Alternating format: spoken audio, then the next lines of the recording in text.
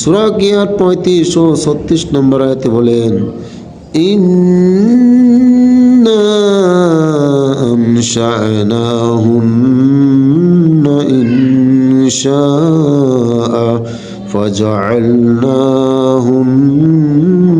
আবকারা। আল্লাহ রাব্বুল আলামিন এতে বলেন, আমি তাদেরকে নতুনভাবে সৃষ্টি করেছি এবং তাদেরকে কুমারী রূপে সৃষ্টি করেছি। আবকার শব্দটি বিক্রুন এর বহু বচন।